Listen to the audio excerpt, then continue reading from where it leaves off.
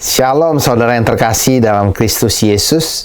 Kasih karunia dan damai sejahtera dari Allah Bapa, Tuhan kita Yesus Kristus dan Roh Kudus menyertai kita semua. Hari ini kita akan beribadah kepada Tuhan bersama-sama kembali. Mari siapkan hati kita dan kita tundukkan kepala kita berdoa. Bapa Sorgawi, kami mohon kepadamu supaya Tuhan memberikan kepada kami hati yang sungguh-sungguh menyembah kepada Tuhan. Walaupun kami saat ini berada di rumah masing-masing, biarlah tidak kurang hormat kepada Tuhan. Biarlah kami selalu ingat bahwa kami sedang beribadah kepada Allah, Tuhan segala Tuhan, Raja segala Raja, Allah pencipta semesta alam yang sangat besar dan sangat mulia. Biarlah hati kami penuh dengan hormat beribadah kepadamu. Urapilah semua pelayanmu, urapilah semua jemaatmu, agar kami semuanya boleh mempersembahkan yang terbaik bagi Tuhan. Dan hidup ini boleh sungguh-sungguh mengalami Tuhan, merasakan hadirat-Mu, dan memuliakan nama-Mu. Terima kasih Tuhan. Ini doa dan penyembahan kami, dan ibadah kami ini, kami akan mulai dengan sebuah pengakuan bahwa pertolongan kami adalah berasal dari Engkau, Allah pencipta langit dan bumi. Biarlah Tuhan, turunkanlah kiranya damai sejahtera, anugerah dan kasih karunia-Mu kepada jemaat-Mu sekalian. Demi nama Putra-Mu Tuhan Yesus Kristus. Amin. Mari kita bersama-sama bernyanyi, memuji Tuhan dan menyembah Dia. Selamat sore para jemaat sekalian. Marilah sebelum kita memulai ibadah pada sore hari ini, kita memujikan lagu pujian berikut ini.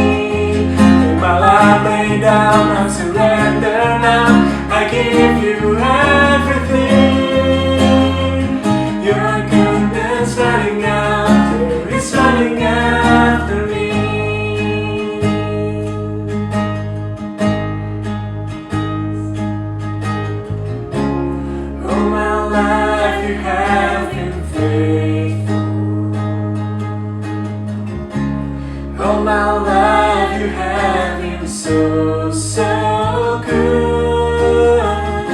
With every breath that I am able, I will sing the goodness of God. I will sing of the goodness of God. I will sing of the goodness of God.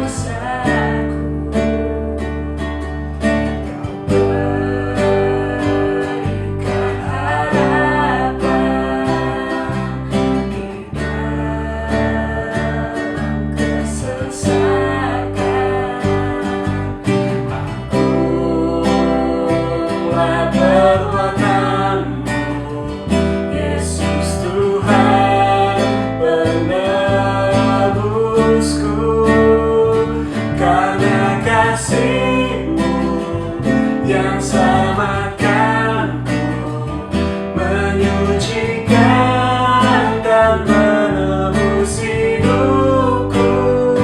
Ku naikkan syukur buat pengorbananmu,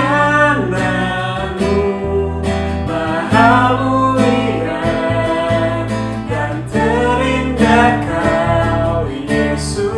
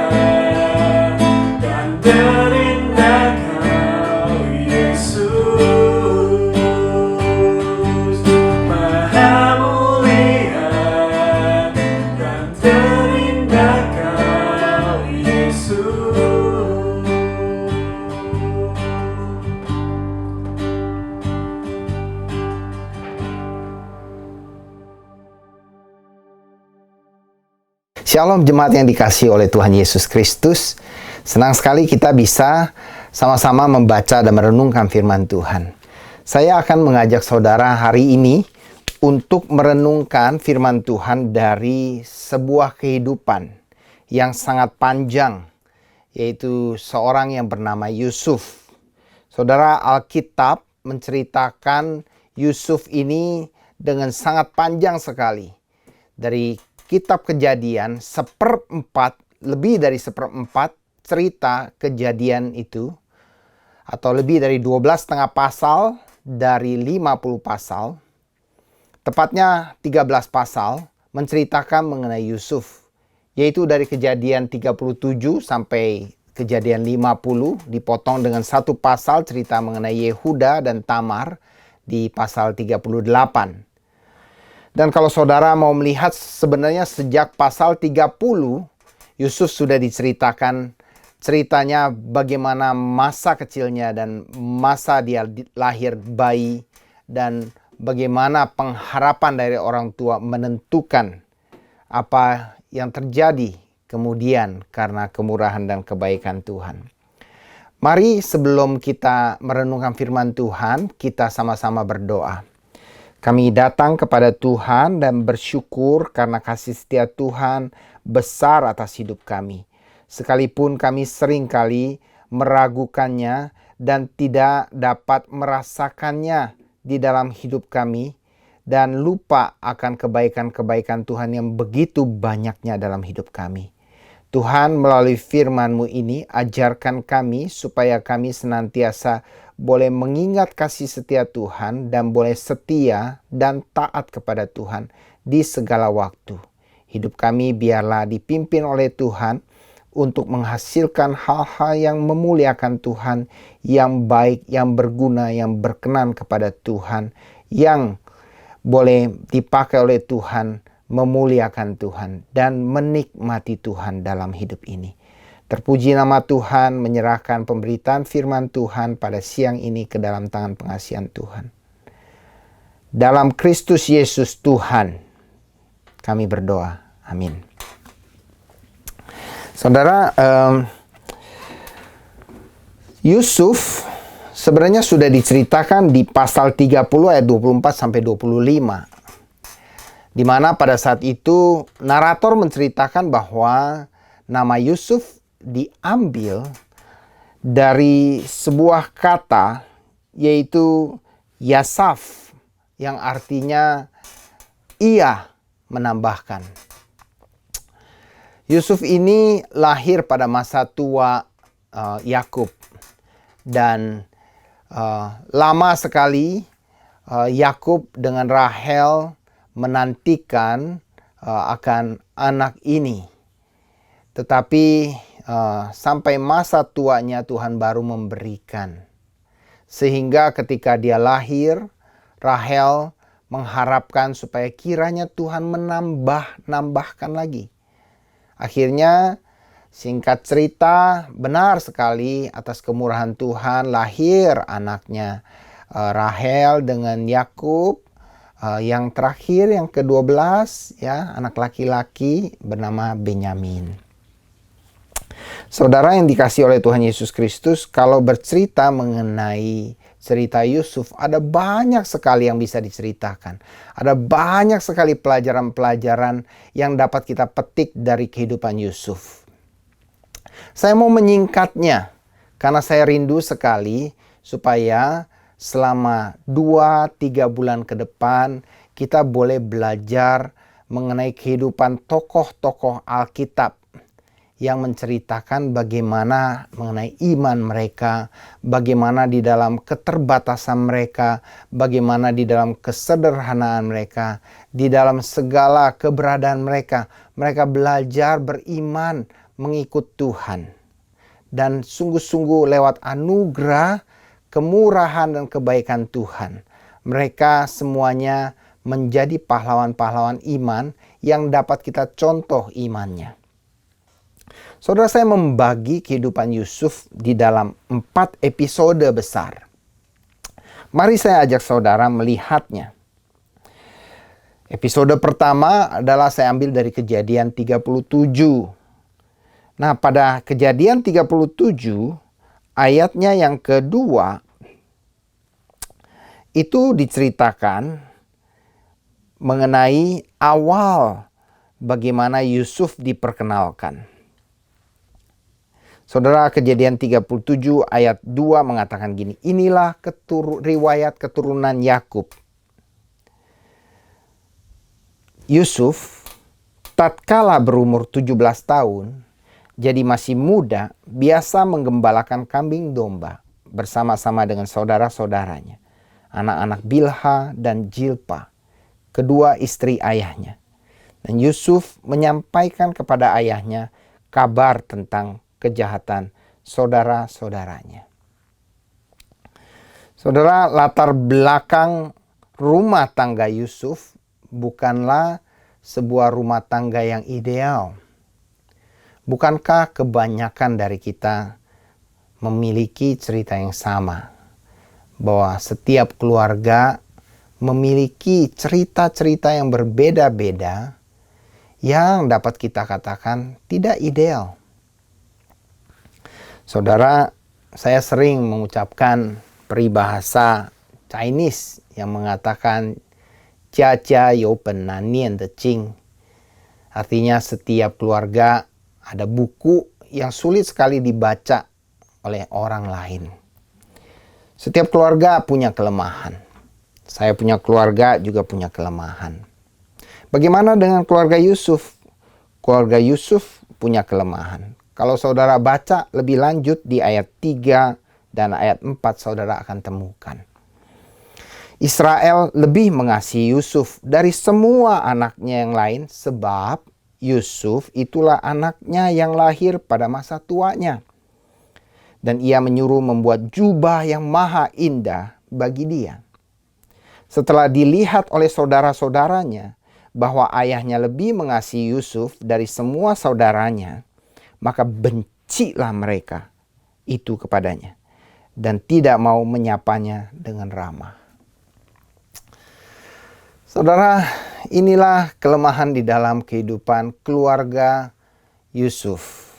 Bahkan dari ayahnya, kakeknya, ayah dari kakeknya mengalami hal yang sama, saudara. Dari mulai Abraham, ya, Abraham lebih membela Ishak daripada Ismail. Walaupun Abraham juga menyayangi Ismail. Tetapi perbedaan tersebut dijelaskan oleh Alkitab, ada perbedaan yang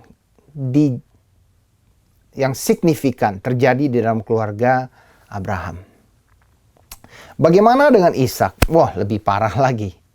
Ishak, dia melahirkan Esau dan Yakub. Ishak lebih mencintai Esau.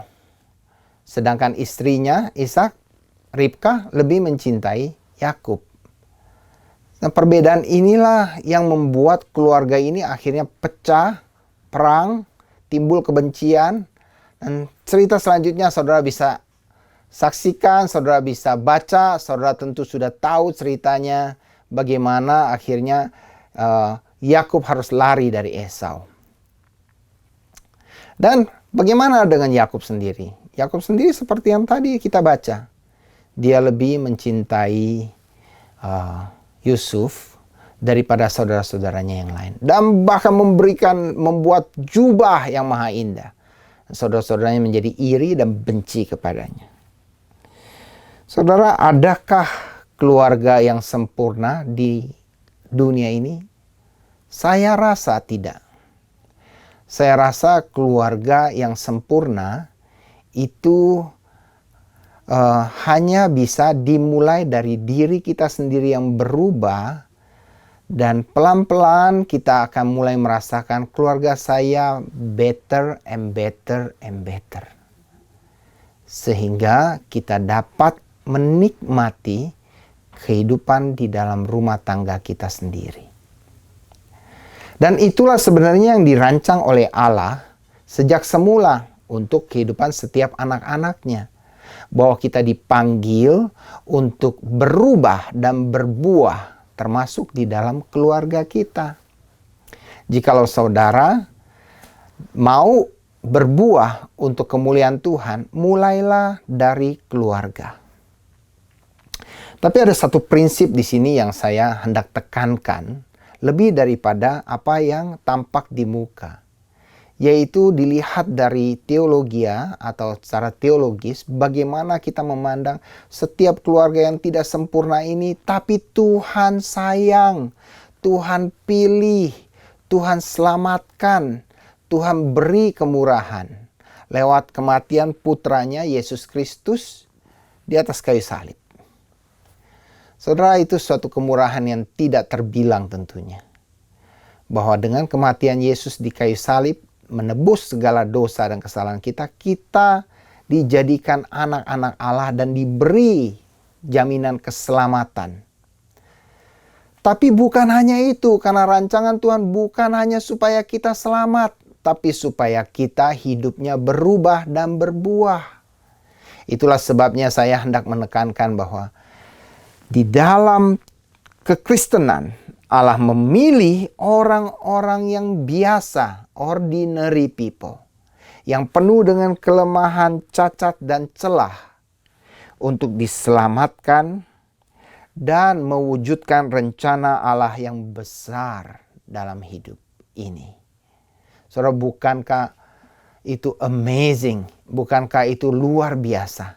Bahwa Allah tidak hanya menyelamatkan kita, lalu memasukkan kita ke sorga. Bukan hanya itu.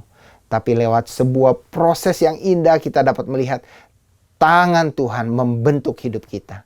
Sehingga kita tidak pernah lepas dari tangan Tuhan yang membentuk hidup kita. Kadang kita mungkin akan merasa sesak. Ketika Tuhan membentuk hidup kita, kita akan merasa, kok begitu ya?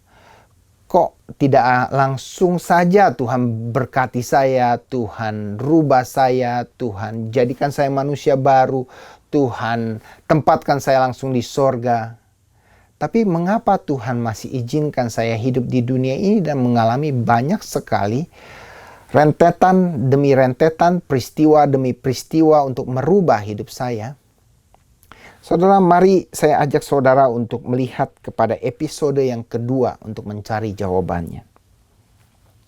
Saudara, episode kedua, kalau kita lanjut membaca terus Kejadian 37 terus sampai ke pasalnya yang ke-39, saudara di sana akan menemukan berbagai macam peristiwa, ya, mulai dari Yusuf yang benci oleh kakak-kakaknya, dimasukkan ke dalam sumur yang sangat dalam, yang tidak dapat dimengerti oleh Yusuf pada saat dia masih muda. Kenapa kakak-kakaknya bisa begitu benci pada dia?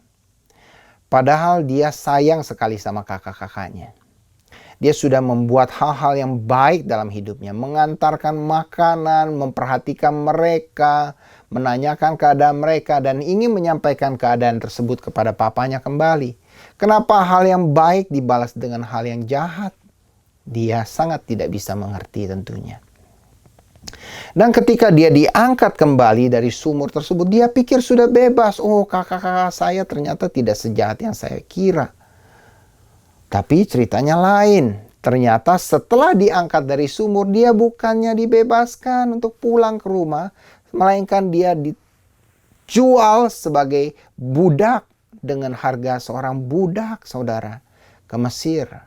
Saudara, zaman dulu tidak seperti zaman sekarang, di mana kalau kita pikir seorang pembantu itu selalu punya hak bicara, punya hak hidup, punya hak macam-macam.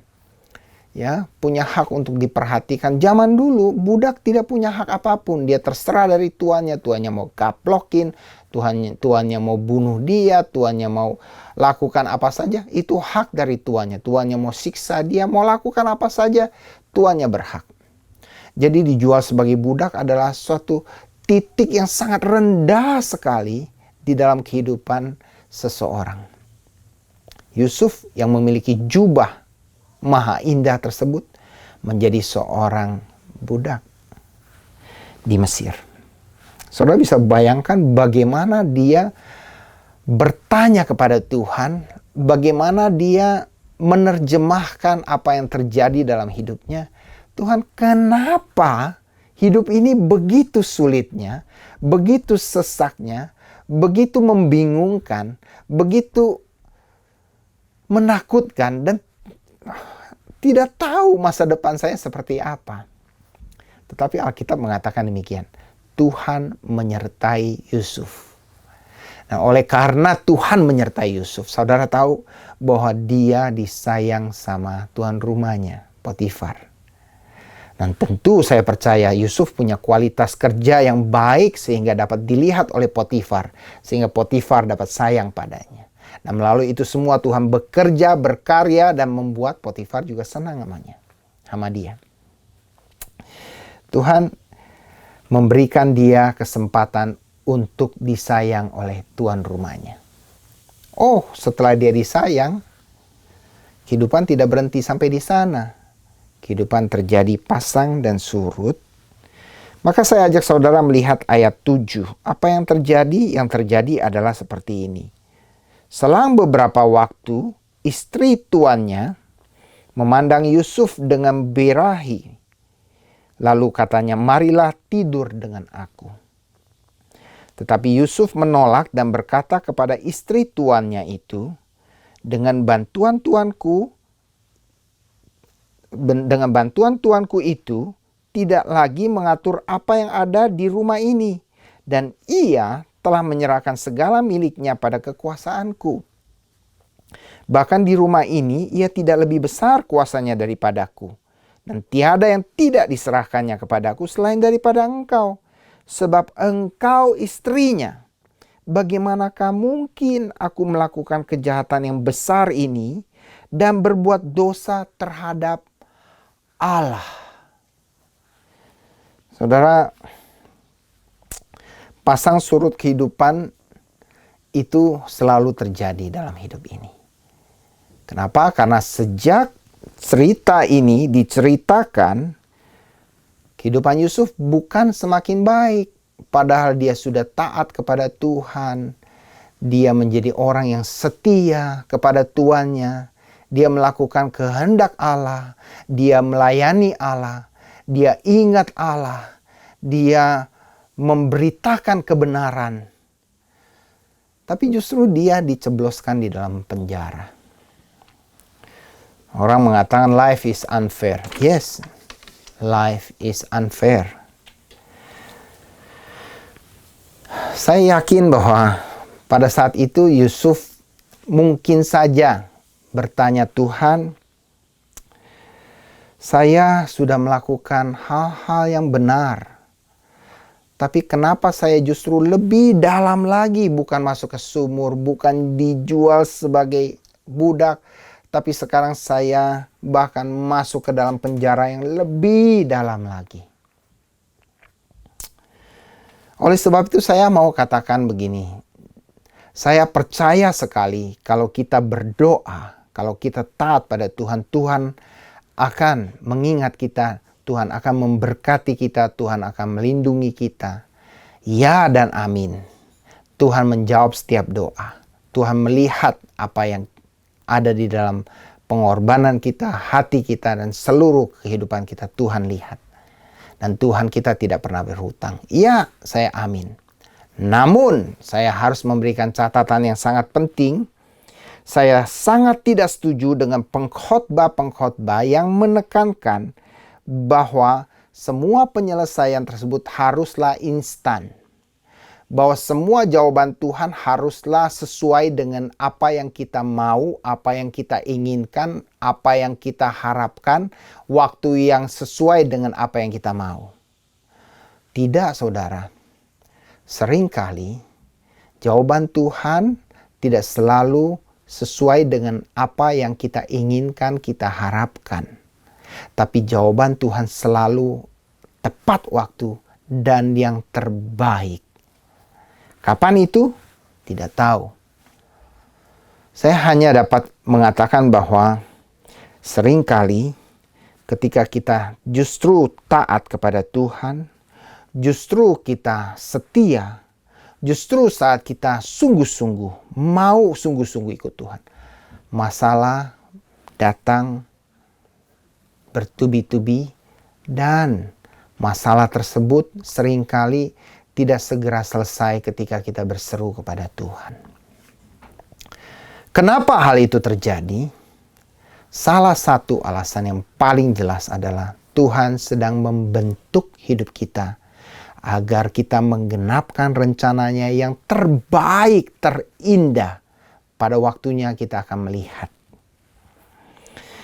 Saudara, ketika Raffi Jakarias almarhum menjelaskan mengenai hal ini, dia mengatakan begini, bahwa hidup manusia tidak dapat dilihat dari sebuah kejadian atau suatu warna saja. Karena bila saudara melihat sebuah kejadian dan mengatakan Tuhan baik pada saat semua keadaan baik, saudara akan keliru. Saudara bisa meninggalkan Tuhan pada saat saudara merasa bahwa kenapa Tuhan yang baik itu memberikan saya warna yang hitam. Pada saat Tuhan baru tahun lalu memberikan saya warna yang kuning, yang cerah, yang indah, yang baik. Saudara, Raffi Jakarias mengatakan begini, sebuah kehidupan kekristenan akan dapat terlihat ketika dia sudah berjalan bersama Tuhan bertahun-tahun dan melihat the whole picture. The whole picture akan ada warna kuning, warna merah, warna hijau, warna biru, warna hitam, warna kelam, warna abu-abu. Tapi semua itu akan membentuk suatu gambaran yang sangat indah sekali. Bahwa rancangan Tuhan selalu yang terbaiklah yang Dia rancangkan buat hidup kita. Saudara, episode yang ketiga adalah terus masuk kepada ayat yang ke-10 dan ke-11. Dikatakan begini. Kejadian 39. Walaupun dari hari ke hari perempuan itu membujuk Yusuf. Bayangkan dari hari ke hari membujuk Yusuf. Yusuf tidak mendengarkan bujukannya itu untuk tidur di sisinya dan bersetubuh dengan dia. Pada suatu hari masuklah Yusuf ke dalam rumah untuk melakukan pekerjaannya. Sedang dari seisi rumahnya itu seorang pun tidak ada yang di rumah. Saudara, episode ketiga ini saya namakan sebuah titik-titik penentuan.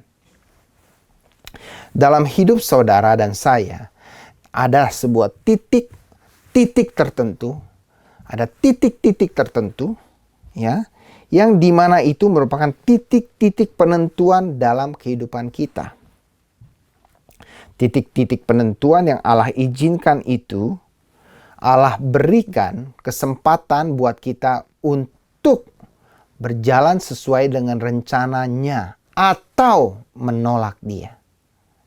Saudara, kita diciptakan oleh Tuhan bukan seperti robot. Tuhan memberikan kita free will untuk kita bisa pilih mau ikut kehendak Allah, rencana Allah yang baik, yang perlu iman untuk kita jalani, ketahui, pahami bahwa di belakang dari semuanya itu indah pada waktunya, atau kita mau menentukan jalan kita sendiri yang mungkin bagi kita enak sesaat, menguntungkan sesaat, dapat menyelesaikan masalah kita sesaat. Saudara, titik-titik tersebut sangat menentukan kehidupan kita di dalam Tuhan. Mungkin ada saudara yang mengatakan bahwa, oh Pak Arthur, saya sudah terima Tuhan Yesus. Jadi saya tidak mungkin masuk neraka. Jadi kalau saya sudah diselamatkan, mau saya lakukan apa saja, saya pasti sudah selamat. Saudara, mungkin ini ekstrim ya, yang contoh yang saya ambil. Tapi saya juga punya seorang teman. Kami di Jakarta itu punya satu kelompok untuk melatih anggota untuk CPR, untuk menolong orang kalau dalam keadaan yang emergency begitu. Nah, teman saya ini satu kelompok dengan saya. Teman saya ini selalu mengatakan begini, kalau orang udah kena sakit jantung, jangan CPR dulu. tanyakan dulu, sudah percaya Yesus nggak? Kalau dibilang, saya sudah percaya Yesus. Ya sudah, biarin aja, biar dia cepat-cepat ketemu Bapa di sorga. Nggak usah ditolong, nggak apa-apa. Ya kalau memang dia masih bisa ditolong, ya ditolong. Kalau nggak ditolong pun nggak apa-apa, karena dia udah selamat katanya. Tapi kalau dia belum, waduh, orang kayak gini harus buru-buru katanya di CPR. Saudara, contoh-contoh yang ekstrim yang tadi saya bawakan merupakan contoh-contoh yang sebenarnya bukan sesuai dengan apa yang Alkitab ajarkan. Karena Alkitab mengajarkan bahwa memang setelah kita ditebus oleh Yesus Kristus, kita memperoleh keselamatan. Tapi bukan hanya itu. Ada rencana Allah supaya kita yang ditebus melakukan pekerjaan baik yang Tuhan persiapkan sebelumnya. Dan Dia mau kita hidup di dalamnya. Dan itu akan sangat ditentukan oleh titik-titik penentuan di dalam suatu kejadian, suatu kondisi di mana Allah izinkan terjadi, di mana kita taat atau kita berontak kepada Allah. Titik inilah di mana Yusuf membuktikan dirinya taat kepada Allah. Saudara, saya membayangkan bagaimana kalau Yusuf tidak taat kepada Allah. Yusuf bisa mengatakan gini, aku udah tolak Tante Po, ya, Tante Potifar. Tante Po itu udah bilang sama saya tidur, saya udah tolak, nih nggak mau.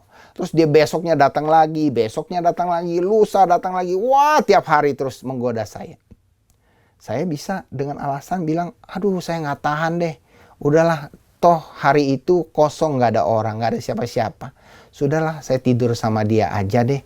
Nanti juga aman, saya juga hidupnya enak. Dipelihara juga sama Tante Po juga akan baik sama saya. Semuanya akan lancar-lancar saja. Tuan rumah juga tidak tahu. Semuanya akan baik-baik saja. Saya akan bahagia di sini.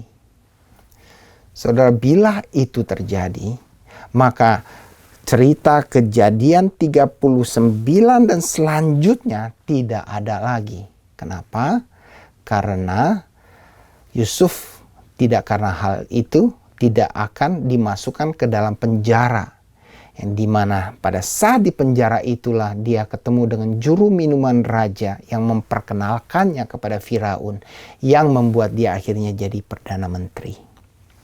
Saudara, setiap titik kehidupan yang ditentukan Allah untuk membuat kita maju selangkah, itu membutuhkan suatu ketaatan.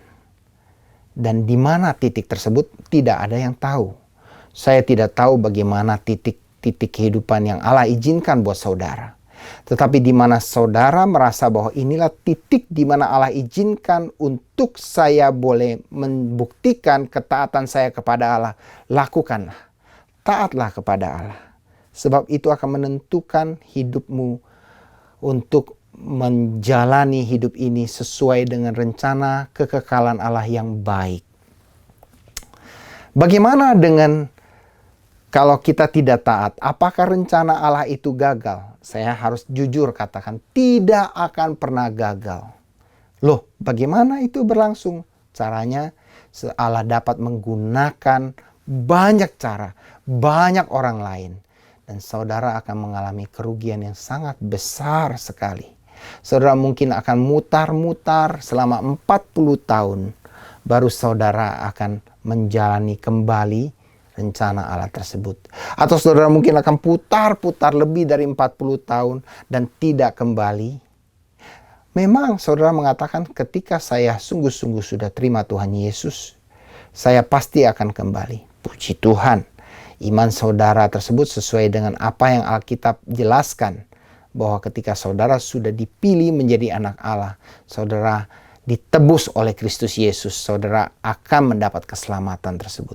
Namun, saudara akan mengalami kerugian besar sebagai anak-anak Allah bila saudara tidak taat kepada rencana, kehendak, hukum, dan keinginan Allah. Yang terakhir, episode yang saya singkat mengenai hidup Yusuf, saya ambil dari Kejadian 41. Saudara, Kejadian 41 ayat 39 sampai 41. Begini firman Tuhan saya bacakan ya. Kata Firaun kepada Yusuf, oleh karena Allah telah memberitahukan semuanya ini kepadamu, tidaklah ada orang yang demikian berakal budi dan bijaksana seperti engkau. Engkaulah menjadi kuasa atas istanaku, dan kepada perintahmu seluruh rakyatku akan taat. Hanya tahta inilah kelebihanku daripadamu. Dan seterusnya. Akhir yang menentukan. Saudara, semua cerita, saudara boleh ceritakan itu naik dan turun. Tapi bila akhir dari sebuah cerita adalah baik, maka saudara bisa melihat bahwa seluruh cerita tersebut sesungguhnya ada makna yang Allah siapkan. Bagaimana kalau pasang surut pada akhirnya ternyata tidak baik? Jangan-jangan itu bukan akhir cerita, tapi masih ada episode selanjutnya yang dimana nantinya setelah itu yang kita anggap akhir masih ada, sampai kita dapat melihat akhir dari cerita tersebut. Saudara, ini bukan akhir dari cerita Yusuf, karena cerita Yusuf masih ada 9 pasal lagi sejak pasal 41. Tapi dari titik ini kita sudah dapat menyimpulkan begini. Semua kejadian naik dan turun.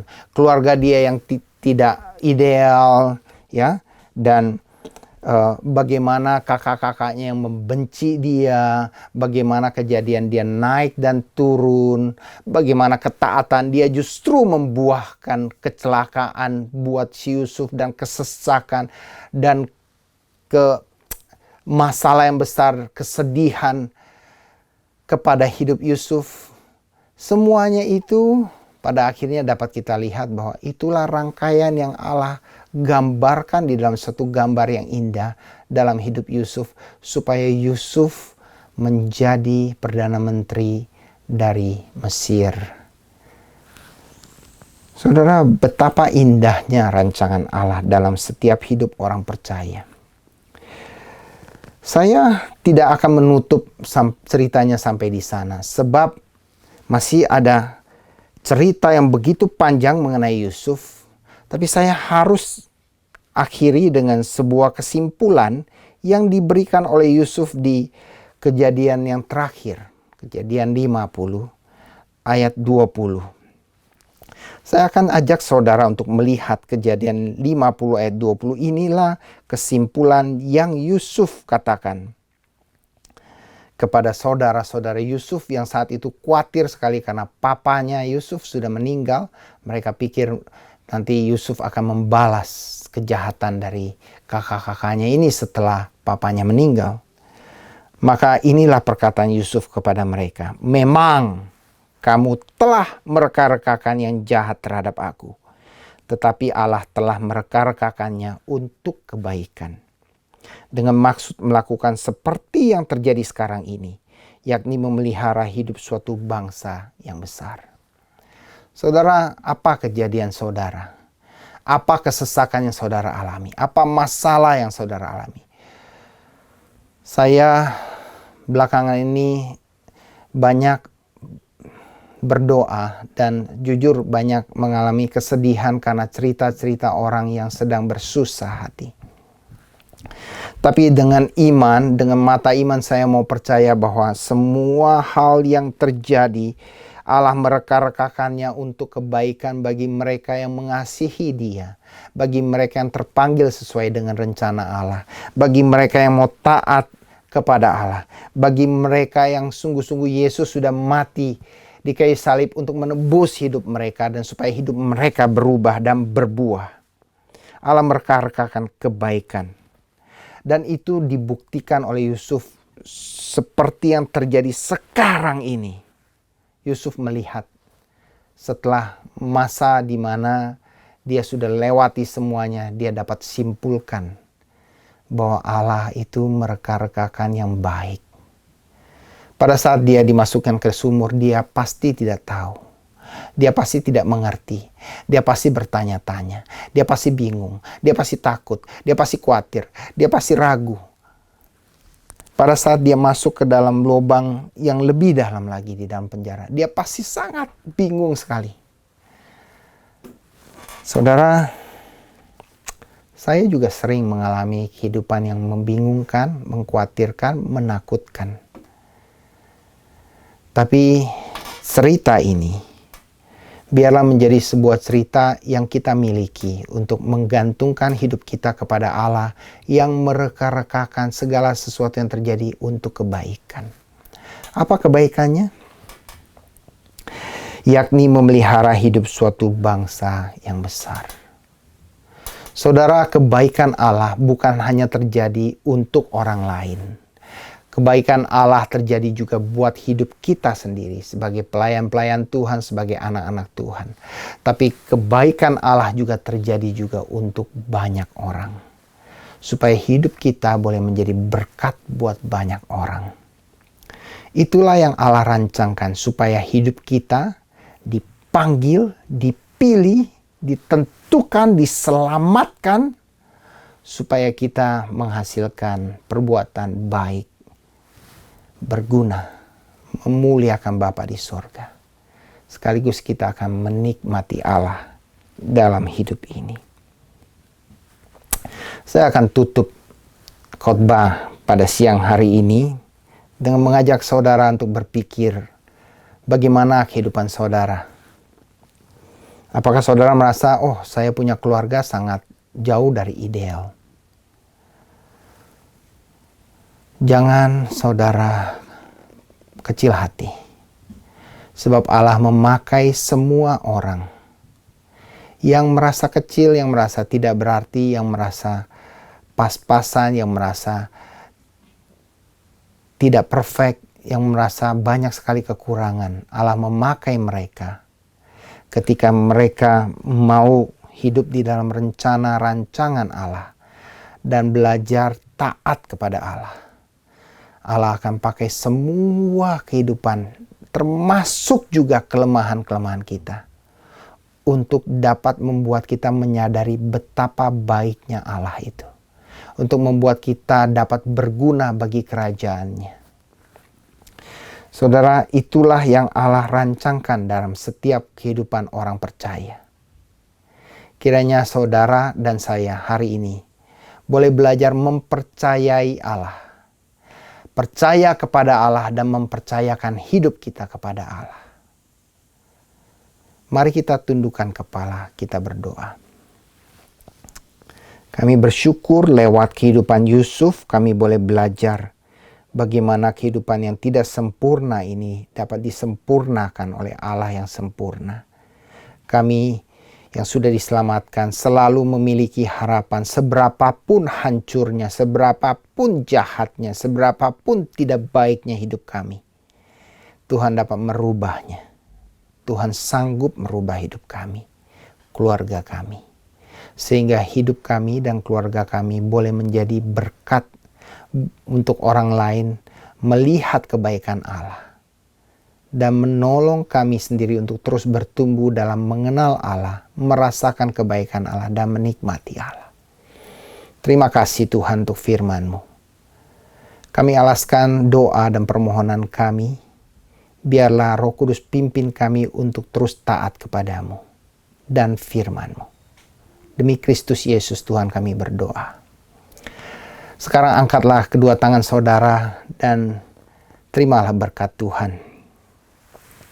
Kasih karunia dari Allah Bapa, persekutuan di dalam Tuhan Yesus Kristus yang setia, penghiburan dan kekuatan, serta pertolongan yang senantiasa disediakan oleh Roh Kudus, Roh Allah, lewat firman-Nya. Kiranya menyertai saudara-saudara sekalian mulai hari ini sampai Tuhan Yesus datang kembali dan sampai selama-lamanya. Amin. Terima kasih Tuhan Yesus memberkati kita semua. Selamat hari Minggu.